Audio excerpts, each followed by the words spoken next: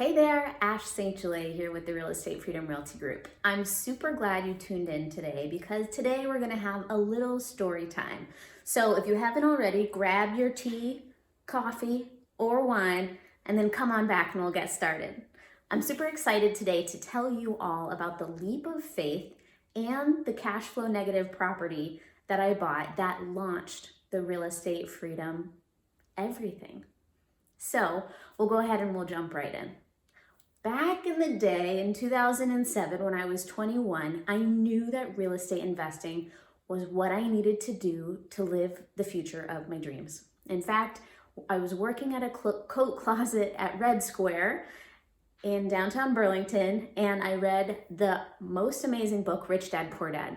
That book gave me the understanding of why real estate investing is so powerful. So tune in to another video and I'll tell you the 4 principles of how you earn and build massive wealth through real estate investing.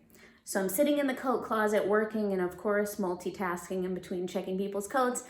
This book totally changed my life. So I was on a mission to invest in real estate. My goal was also to buy by the time I was 21, and I think I bought a few months after. But one of the first challenges I ran into when I was trying to buy my first property was getting approved for mortgage. I approved to so many places in town and everybody denied me. Some people will let one denial stop them. And the thing is that just because one lender denies you, that doesn't mean that other lenders might do the same thing. It's not any guarantee because there are different lending programs that not all lenders offer.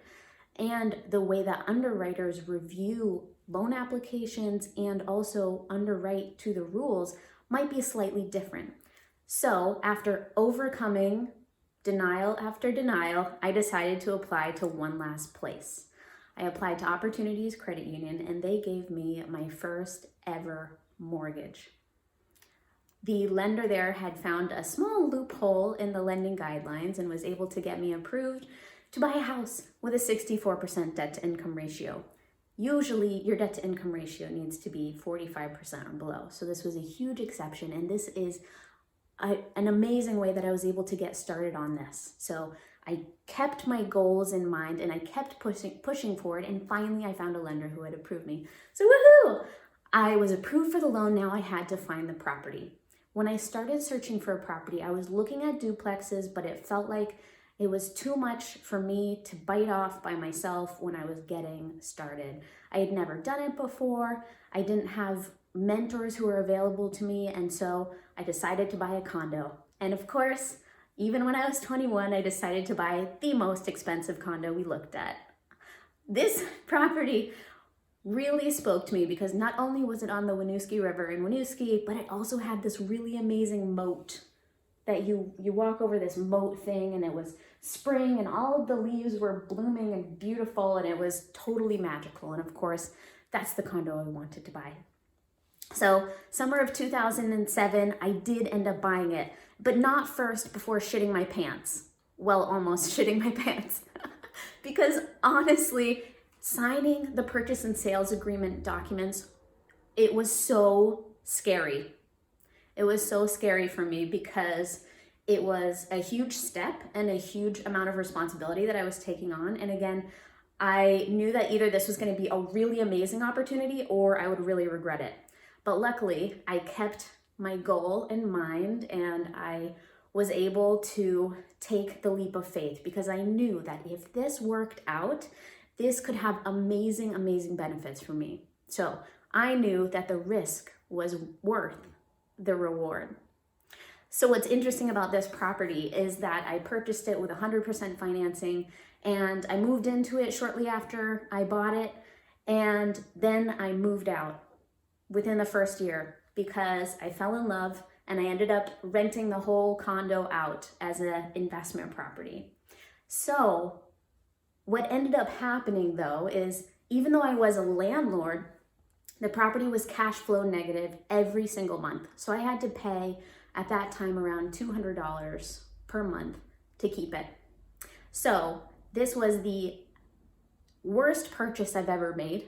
It was cash flow negative, and I even sold it for less than I bought it for in, I think it was 2015 or 2016.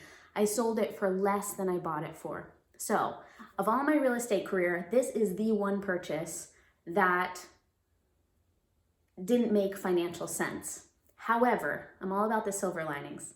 However, the silver lining of purchasing this property is that it gave me the confidence to continue growing my own portfolio. It gave me the confidence to realize, okay, I bought this one condo and sure, I'm not making any money on it, but I can be a landlord. I can be a landlord and offer a great place for people to live and respond to them when there's an issue. Like, I can do this. So even if I could go back and unbuy it, I wouldn't, because that first step, that first unprofitable property, and that first step is what gave me the confidence to keep going. So I would love to hear where you are in your real estate investing journey, if you are running up against any hurdles, and if you're already investing, what has been the biggest mistake you've ever made?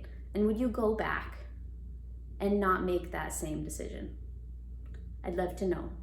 Hit up the comments below. And if you haven't joined our Real Estate Freedom email list, we'd love to have you join us because we share awesome tips just like this straight to your inbox. So go ahead and click the link below to join us. Can't wait to see you in the comments. Hope you have an amazing day.